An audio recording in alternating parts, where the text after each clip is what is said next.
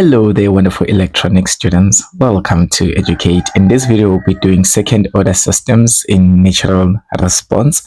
We've already talked about first order systems where you had only one power source or where you had only one voltage source.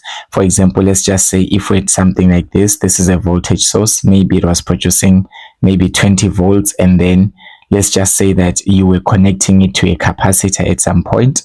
Let's just say maybe you had a capacitor here. Maybe you had a capacitor here, and then you maybe had a resistor somewhere here. Yeah, maybe a resistor somewhere here. Okay. Oh, you had a resistor with a resistor and a capacitor that were in series with one another. Let's just make something like this. Okay. So in first order system, you had something like this whereby you just had only one power source or only one voltage source. Okay. You only had one voltage source. All right, so in this case, for the first order system that I've drawn here, would have said due to the voltage source here, in this case it is the capacitor, because it is the one that is actually discharging, and it is releasing its voltage to be able to create current that will also be able to flow through the resistor. And we also talked about the time constant. We talked about the decaying current in the first order systems. But now when we get to the second order systems, in second order systems, we have got two power sources or two voltage sources, both of them having decaying current in them. When we say that the current is decaying, it means that it is not going to stay constant forever. It keeps on decreasing and decreasing. For example, you guys already know that a capacitor can just charge maybe to a certain voltage. Let's just say the capacitor can charge to 20 volts, and after that it will release that energy. Okay, and then it will be able to create current, and when it releases energy, when it creates the current, the capacitor will be discharging and the voltage will be slowly decreasing. It will be exponentially decreasing, forming an exponential waveform. So basically now when we do second order system, we are not only going to deal with a capacitor as a voltage source, we are also going to have an inductor as well, because we already know that an inductor and a capacitor, both of them, they store energy. A capacitor stores energy in form of separated charges, while an inductor stores energy in form of moving charges. Basically, when current is moving, an inductor is storing energy through the magnetic field, and it creates some back EMF, all of that. So knowing that, we can be able to try and derive what is the equation for the current that we are going to have in this case, which is current I, if we close the switch. So if we were to close this switch and we had a capacitor that is charged to an initial voltage of V0, and we have got an inductor as well, and both of them, they will start creating a current, and their current in this case, it is moving in a clockwise direction around the circuit. It gets through the resistor as well. So now we want to try and model an equation for that current, an equation for I. So this is a video based on that derivation. So with that in mind, we can now start by recognizing that here, the moment we close the switch, we are going to have current that is flowing through, because for this current I to start flowing through in this clockwise direction, basically there must be a closed path here. So basically we're going to close our circuit here, or we're going to close our switch. Yeah, or we're going to turn on the switch, right? So when we turn on the switch, basically here, the energy from the inductor and the capacitor combined will be able to create the current, which is I here. And we just want to try and figure out the equation for I. Okay, so to figure that out, we are first going to use the Kirchhoff's voltage law. All right, the Kirchhoff's voltage law, and we're going to apply the loop current method, because we're having current that is flowing through. So first of all, if we look at this current, we can make a loop of it and say that this is a current that is moving in a clockwise rotation or clockwise direction. So this is my loop of current, which I'm going to say it is having the current I. The current I is just a combination of the current that is coming from the capacitor and the one that is coming from the inductor combined. Okay, so basically Kirchhoff's voltage law, you already know that it states that the total or the sum of all the voltages along all the components there around this closed loop must be equals to 0. So because now our loop is closed by just simply closing this switch, basically when we add up the voltage of each and every element, we are supposed to get 0. Each and every element, it can be a passive element, it can be an active element. Okay, but each and every element that is associated with the consumption or with the production of voltage in some way must be counted in this expression. All right. So now in this case, when we look at the circuit elements that we have here, the first one that I'm going to pick is going to be the inductor. So here we're having an inductor here, and we already know that the inductor has got a certain voltage. The voltage that is found across an inductor, it is given by this equation, which is L di dt. Basically, there is a di dt factor there because basically the inductance, you guys already know that inductance has to do with the flow of current or with the change of current. So basically, to be able to find the potential difference across an inductor, we use the equation L di dt. But now, is it going to be a voltage loss or is it going to be a voltage gain? This is going to be a voltage loss.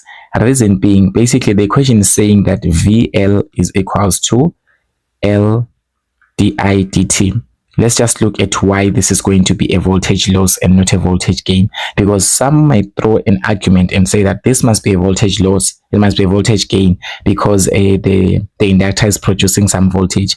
Yes, the inductor has got some voltage stored in it. It has got energy that is stored in this linear element, which is the inductor, also the capacitor. But according to this equation, basically this is the voltage across the inductor, and then we say that it is directly proportional to the rate of change of current, or it is directly proportional to the derivative of the current with respect to time. So basically we already know that the current here with respect to time, it decreases because it's an exponential current. I told you guys that an inductor and a capacitor, they store energy temporarily. They do not store an immense amount of energy like a battery or another cell or something like that, right? Because these ones are circuit elements that have got decaying current.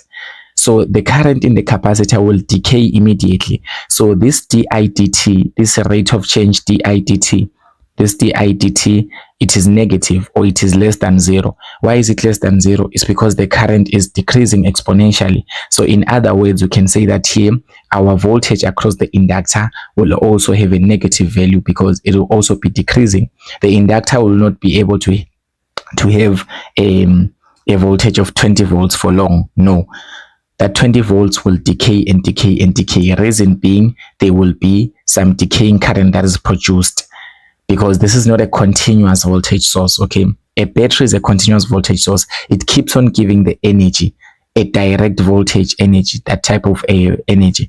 But for an inductor and a capacitor, they store the energy temporarily, and then what do they do now? When you now disconnect the main power source, now they will start releasing that energy in form of current. So here we are going to say that now our voltage there across the inductor is going to be a negative voltage, negative VL, because it's going to be decreasing because it depends on the rate of change of the current, which is negative because the current is decreasing, right? So now if we look at the other circuit elements that we have got a capacitor here. So the capacitor here, you can see that this is a capacitor at this point, and this capacitor is having an initial voltage V0. So this V0, it is the initial voltage of the capacitor when you are opening the switch. Because remember, when the diagram, before I closed the switch, the diagram was like this. So basically switch S was open. So we can say that our capacitor had a certain voltage before it started producing some current. But the moment we close down the switch, that current will start flowing. All right, and as the current is flowing, it is actually consuming from the voltage of the capacitor. Hence this V0 here, it's going to be an initial voltage that we have, but it will eventually decrease. Now we can we can even do the same deduction as well and say that the equation for the voltage across a capacitor, we already know that is given by Vc is equals to 1 over the capacitance of that capacitor from 0 to t, the integral multiplied by I dt plus the constant V0. Remember, the constant V0 is the initial voltage that the capacitor had, okay? But now when we look at this, we can see that this factor I dt is the change in current, okay? Or is the change in current or with time. And remember that the integral represents the area under the curve of this current graph, okay? So in this case, you already know that our curve for the current graph is going to be an exponentially decaying current. It's going to be a current that is going to be decaying. So basically, it's going to be an exponentially decaying current, something like this. We already know this from first order systems that our current is going to be a decaying current exponentially. So when we take the integral here from 0 to t, basically our current is going to keep on decreasing and decreasing and decreasing.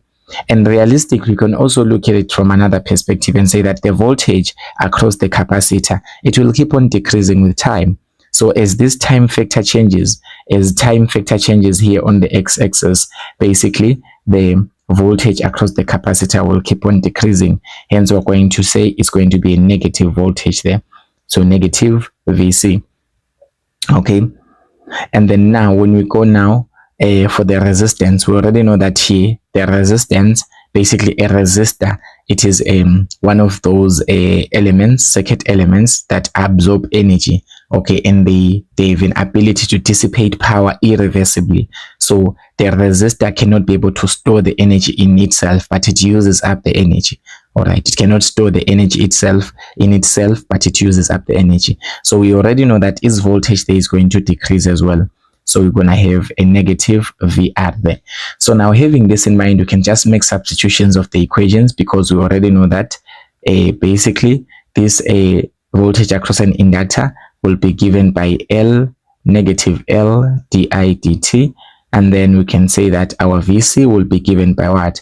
Our VC will be given by negative 1 over C integral from 0 to t of I dt. And then this is going to be plus V naught. Why are we adding the V naught? Remember, initially the capacitor was charged to a voltage which is V naught. All right. So now when it is starting to decrease, this voltage is going to decrease by this factor, but we are going to add the initial voltage that we had, because our capacitor had some voltage before it started discharging. Okay. So now here we also subtract the voltage across the resistor, which is going to be given by negative I times R, because across the resistor we know that the voltage is equals to the current multiplied by the resistance, that is the Ohm's law.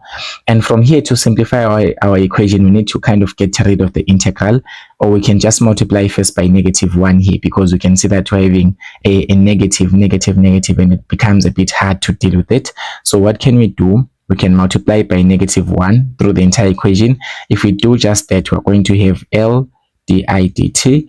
So this is going to be L di dt plus 1 over C into the integral from 0 to t of I dt plus V naught. And then this is going to be plus I times R. So this is the complete equation for the entire loop, the voltages across all the elements that we're having across this loop of a second order system. So now when we look at this further, what do we see here? We see that we've got an integral factor here, which is 1 over C into the integral from 0 to t of I dt. Integrals are a bit hard to deal with, because here we're trying to, remember the whole purpose of this, we're trying to find the current, the total current, which is I, which is the current that is being contributed by the inductor as well as the capacitor all together. Because the inductor and the capacitor, both of them, they store energy separately. They store energy temporarily. They are those linear elements that store energy temporarily. And what do? They release that energy when we close the switch. So the total current that they produce is the current I, which is the current that will be going through this resistor. All right. So now for us to be able to take this I out of this integral, we need to derive, because the opposite of integration is deriving. So if we derive here, basically, we can just derive with respect to time the entire equation. So I'm just going to say in this entire equation, I'm going to derive it with respect to time, just for me to be able to simplify the integral and be able to easily access the I dt factor that I'm seeing in my integral. So this is going to be d dt. So I'm going to derive each and every term there with respect to time. So when I derive the first term with respect to time, the L here, which is the inductance, it just remains the same because it is constant. Remember, the inductance, it is the slope for the graph of current versus time, and it does not change. So it's just L. But when we derive this first derivative with respect to time, we're going to get a second derivative. So that's going to be d squared I, and then this is going to be over dt squared. And then now when we continue doing our derivation, the 1 over c here in the second term, we can see that we've got a 1 over c factor here. The 1 over c factor here of the term basically is going to be a constant because the capacitance of the capacitor does not change as the current is flowing. Okay, it doesn't change. The capacitance remains the same. All right. So this is just going to be plus 1 over c. And then now if we derive this integral, because this is an integral with respect to time, okay, we're integrating with respect to time of I dt. So when we're going to derive the same integral with respect to time, we're going to use the fundamental theorem of calculus that actually states that we can just cancel out the integral with this derivative, and then we are just going to remain with I alone. So I is the factor that is inside the integral, and it is the one that we're going to write down here. So this is just going to be 1 over c multiplied by I, and then this is going to be plus. When we're going to derive the V naught here, the V naught, remember, it is the initial voltage that the capacitor was charged to. Okay, this was the voltage that the capacitor had across its ends just before closing the switch. So basically that is a constant voltage, because for example, if I were to charge this capacitor to 30 volts initially, so basically it will remain as 30 volts as my initial voltage. It doesn't change, okay, because it's 30 volts. That is the initial one. It changes, that 30 volts will start decreasing, and the decreasing, it is actually accounted for by this term here, which is 1 over c integral of 0 to t from I dt. Okay, so basically this is the term that is describing that the voltage is decreasing, but the initial one, the one that we started with, it remains 30 volts, and 30 volts is a constant. When we derive it with respect to time, is 0 there.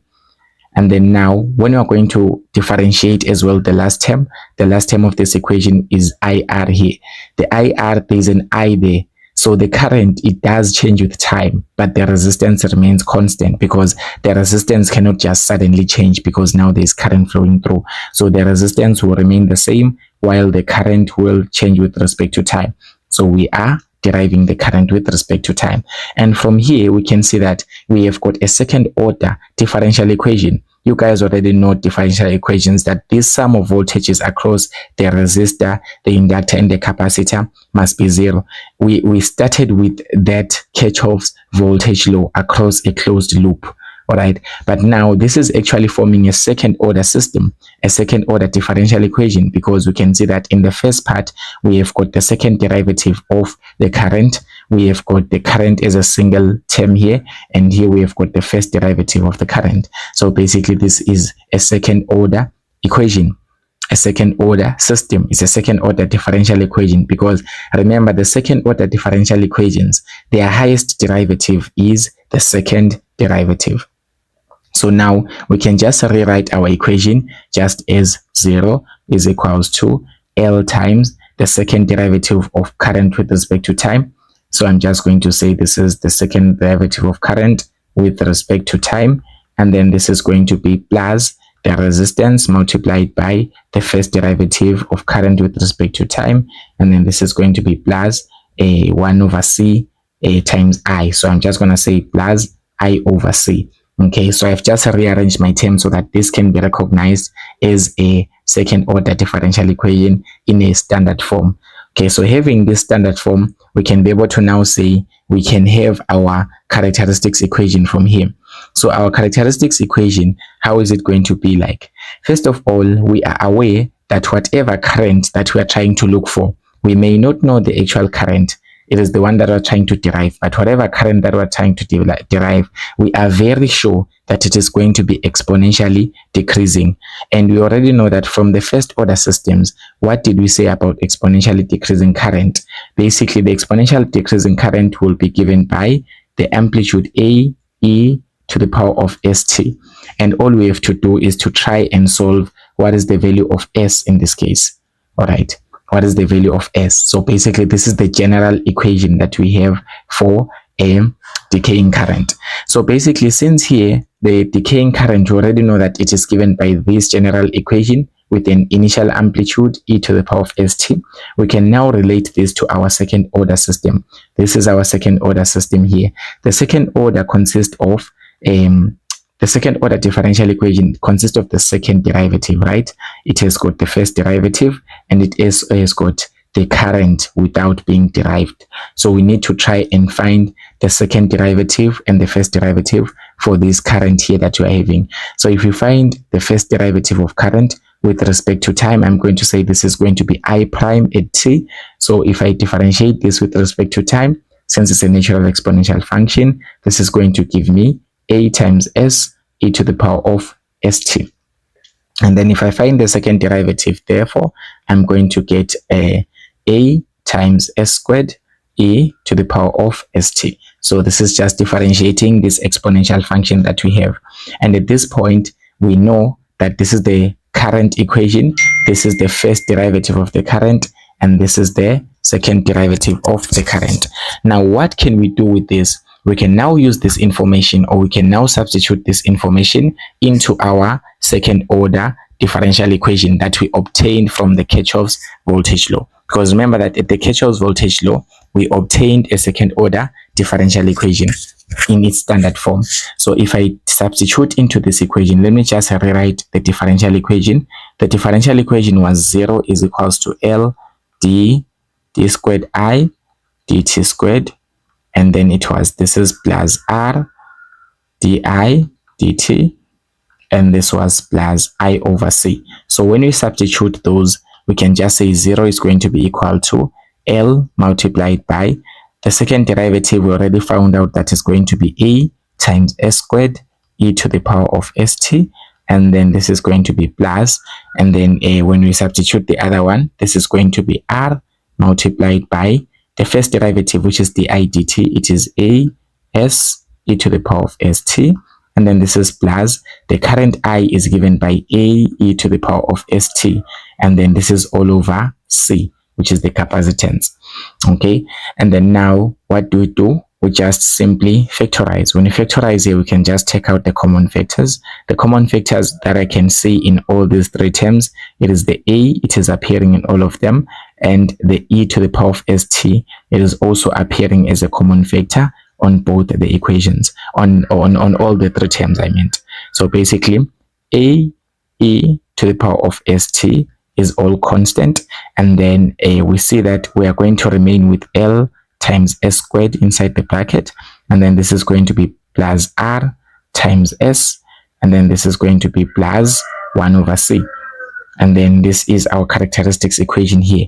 Basically, if we're going to divide by A e to the power of st on both sides, we'll end up having a scenario whereby we have got Ls squared plus Rs plus 1 over c is equals to 0. So this is our characteristics equation. So having this characteristics algebraic equation, what can we now do with it? We can now try to figure out and solve the value of S. What is S there? Because we're trying to find our current. So at some point, we need to find out what the value of S is there, so that you can put it inside as an exponent there.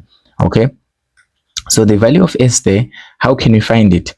We can just now apply since this one is a quadratic equation, the characteristics equation, this characteristics equation, it is quadratic because we're having this S as this factor is S squared, and this S, and then it's a constant. So it's a quadratic equation. So to simplify this, we can just divide by L on each term here, so that it will be easier for us to solve for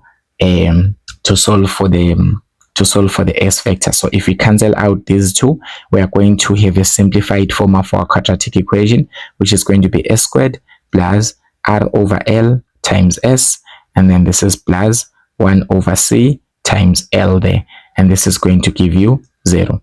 Okay, so I'm just going to say 1 over LC so that it just sounds right. Okay, but it's fine, you can write C times L. So this is 1 over LC.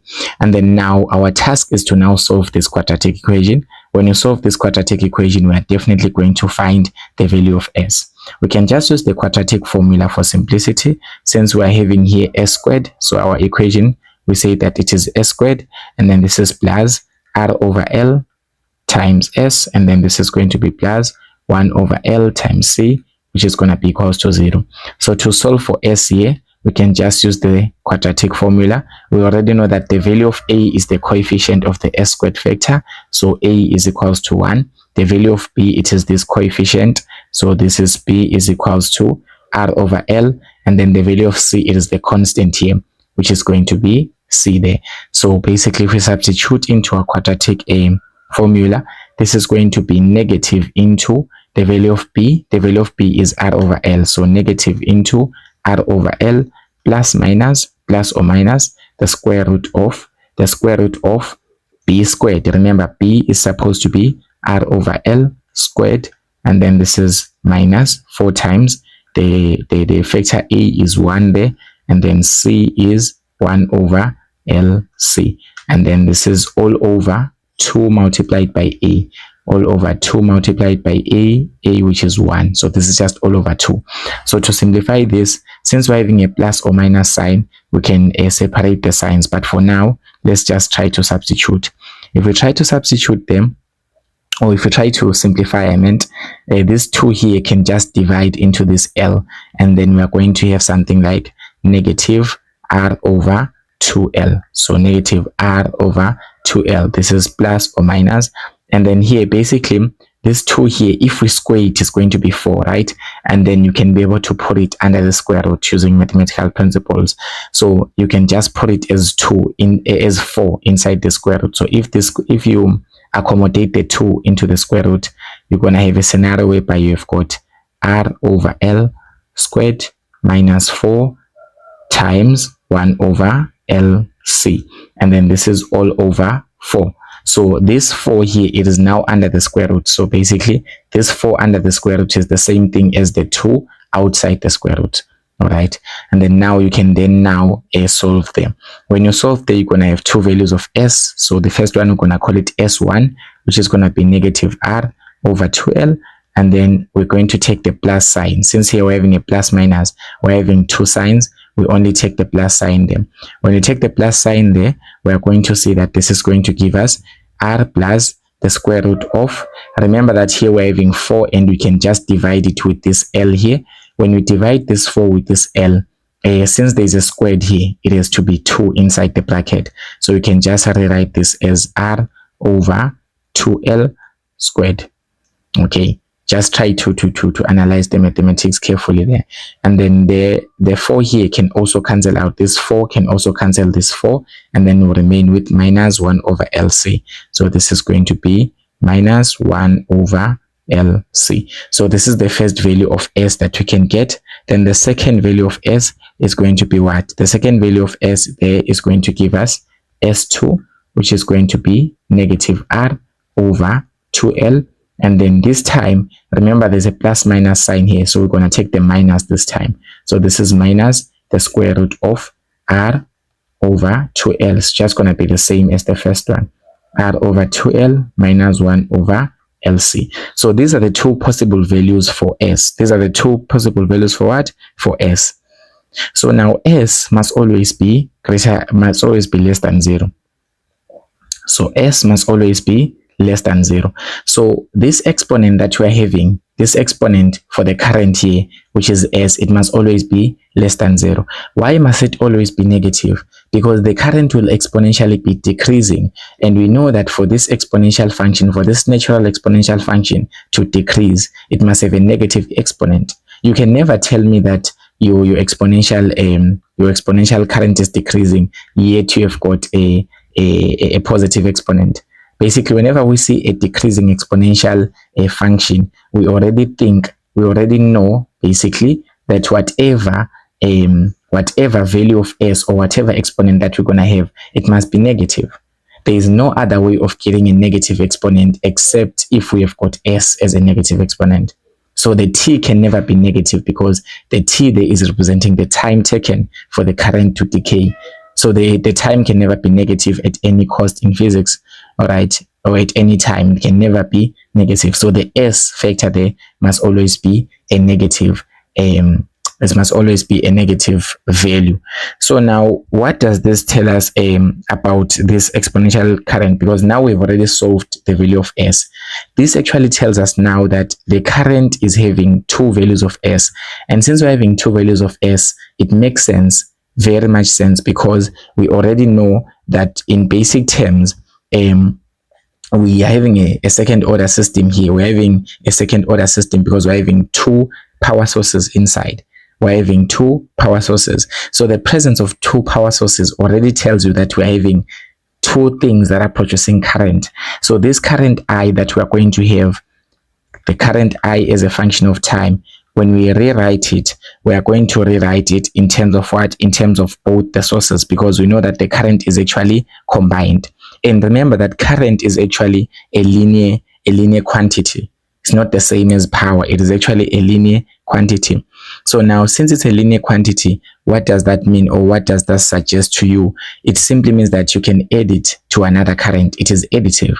So I can be able to say that I have the first current, which is going to be given by A1 e to the power of S1 times T, and then this is going to be plus A2 e to the power of S2 times T. So this is the total current that I'm going to have, because the current here will have two sources that are contributing to it. So the first source here is represented by what? It is represented by this first term here, which is A1 S1 times T. This can be the capacitor, or this can be the inductor, because both of them, they are producing current. And then same applies for the second term here. It's representing the other source. So one of them can be the capacitor, another one can be the resistor. So here the S1 value and the S2 values, they actually are 2. Why are they 2? To show that we're having second order system here. It is to show that we're having what? We are having a second order system.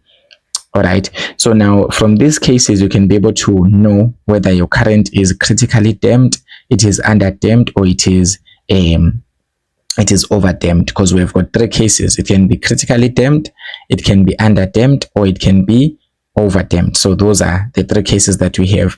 And how do you figure out? You just try to look at the discriminant, okay? Because remember, the discriminant tells you of the values that you'll expect to get them. If we just try to look at the discriminant here, we already said that basically the general equation for S there is given by negative R over 2L. So it's negative R over 2L plus or minus the square root of R over 2L squared. And then this is going to be minus 1 over LC. So this is basically the general equation for both of them. I just included them. All of them, they're like the same. It's just that the difference here, there's a plus. The difference here, there's a minus. So how do we now see the cases of overdamped, underdamped, and critically damped? So basically, when you calculate them, when you calculate the discriminant, remember the discriminant is very important because it kind of tells you the roots of the equation. Okay, the discriminant, it tells you the roots of the equation. You're going to just try to analyze what is happening under the square root. This is the discriminant. All right, so the discriminant there, if it happens, let's just have a case whereby if it happens that this factor R over 2L squared, okay, this term R over 2L squared, let's just say it happens that it is greater than 1 over LC, because we are subtracting them. So if it means that the first term here, R over 2L, is a bigger factor compared to this one, so it means that we are subtracting a smaller thing from a bigger one. So it means that we're going to get a positive discriminant there. So we are going to get a what? A positive discriminant. We're going to get a positive discriminant. And a positive discriminant, what does it tell us? A positive discriminant, it tells us that we have got real values of S. So we've got real values of what? Of S. So this is going to be a positive discriminant. And this positive discriminant tells us that we have got real and distinct. So we've got real and distinct roots. So these are real and distinct roots. Real, distinct, and positive roots. So basically, having a negative or a positive there, it kind of tells us that we've got, in this case, we're having a positive value of the discriminant. So we're having real roots and they are different from one another. So the value of S that we can have there, we have got S1 that is not equal to S2. This is the realistic case that we have. And then what if we were to have a case whereby the opposite is true? If we say that if R over 2L squared is less than 1 over LC. And remember the equation under the square root, which is the discriminant, it is saying that it's R over 2L squared minus 1 over LC. So if it happens that the term that you are subtracting, it is bigger than the term that you are subtracting from, then it means that you're going to get a negative value there. So basically there, you're going to get a negative value of the discriminant. The discriminant is going to be less than 0. And this will tell us that here we're having unreal roots. So we've got unreal roots. Unreal roots, they are usually known as imaginary roots. So these are imaginary roots. So for the imaginary roots, you have to use imaginary numbers, but it's not a realistic case that we use, because for real, you can never have such a value that will make this system to be stable. Okay, but at some point we'll discuss how this is going to be relating to the type of damping, over damping, under damping, and critically damping. And then the last case that we're gonna do, what if these two terms are equal? What if these two terms, which is r over 2l, let's say I've got r over 2l squared is equal to 1 over lc. Okay, so it means that now your discriminant at that point, it is going to be equal to 0. Why is your discriminant equal to 0? Because now the terms that you are subtracting, they are equal to one another. So the discriminant being equal to 0 tells you that here we're having equal roots. So we are having equal roots. And by equal roots, it simply means that the two values of s that we are going to get here, I'm sure we have a plus or minus. So the two values of s that we get from this plus or minus, all of them, they're going to be equal to one another. So s1 is going to be equals to s2. So for now, in this video, we're going to end here. Stay tuned for our next video. We'll try to get to the type of damping, over damping, under damping, as well as critical damping. Thank you for watching this video.